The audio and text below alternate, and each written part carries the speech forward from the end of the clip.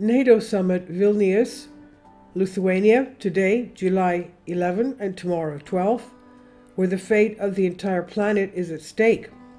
Russia says it is not backing down, and if it's in danger, it will drop nukes. NATO in turn says it will not let Russia win this war, and the solution in the end will be that Dmitry Medvedev pointed out modern wars end either with capitulation or with nukes. According to the New York Times, the issue of Ukraine's possible NATO membership has resurfaced once again as the bloc summit in Vilnius, Lithuania approaches this week, and Ukraine has signaled its ambition to leaders gathered there to receive a political invitation to join NATO. To be clear, Ukraine is not seeking immediate NATO membership.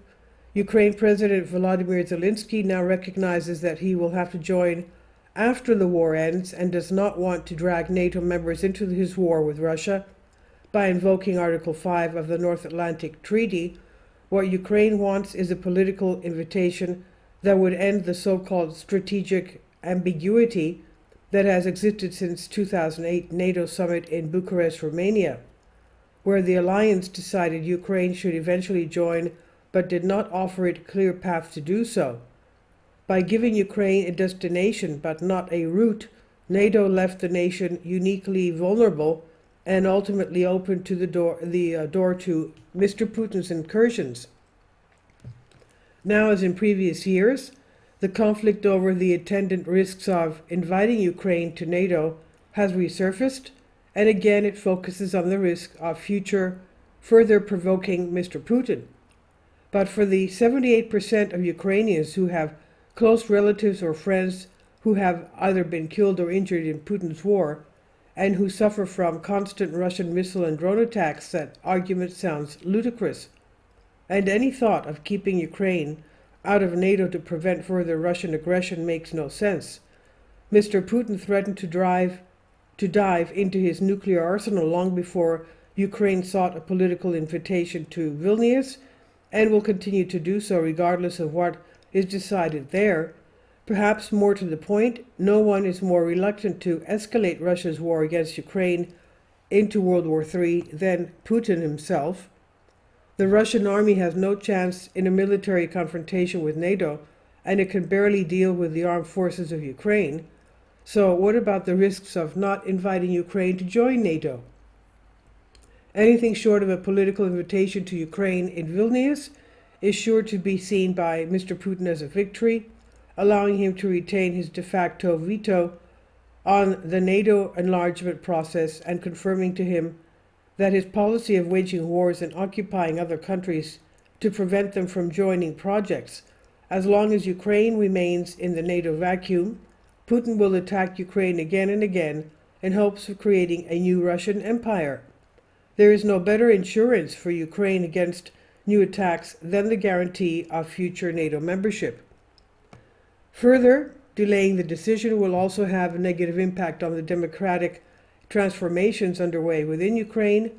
While Ukraine is required to carry out some of these reforms as part of its accession to the European Union, such as strengthening its judicial system and anti-corruption measures, others, such as moving Ukraine's military under civilian control, are more likely succeed if included in a condition for NATO membership. If this process stalls, NATO may face the reality of an army of millions operating indefinitely outside of full democratic political control, the military, which is emerging as one of the strongest on the European continent, and the only one with recent battlefield experience fighting Russia, should be part of the collective security structure, not acting alone. Finally, if NATO members fail to act this week on Ukraine, the alliance will be discredited in the eyes of Ukrainians and millions of others residents of NATO member states who support Ukraine's invitation to join. According to the recent poll, 70% of Americans, 56% of French, and 55% of Dutch citizens who express opinions on Ukraine joining NATO support the idea of inviting Ukraine to NATO in Vilnius this week, even if some of them would prefer to actually integrate to take place, the integration to take place after the war. Maintaining the status quo will send the wrong message to Ukrainian mothers of teenage boys who fear having to send their sons into a series of endless conflicts with Russia. It will demoralize Ukrainian soldiers who are already fighting in extremely difficult conditions to liberate Ukrainian land. It would scare away investors who might be interested in participating in Ukraine's post-war reconstruction and discourage the millions of Ukrainian refugees who see a commitment to Ukraine's future membership as the only stable condition for considering returning home. Some reluctant NATO leaders may say that they have nothing against inviting Ukraine to the alliance in general, but the timing is not right. But is there such a thing as perfect timing? Next year, at the NATO summit in Washington, while in the United States is in the middle of a presidential campaign, that seems doubtful. That's the wrong timing too.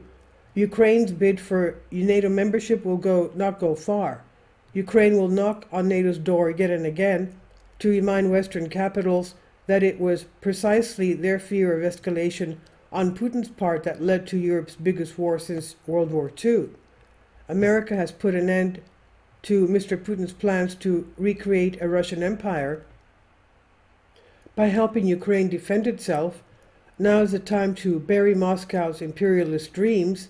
There's no better way to do that than to grant Ukraine a political invitation to join NATO in Vilnius now. And the source is from New York Times, and this is from Crime Study Greece. I've translated this for you from a Greek article. Please leave your comments, and thank you for your support. So this is starting today, and it will continue tomorrow, so we'll be having news about what will happen to Ukraine and NATO's membership in the next few hours.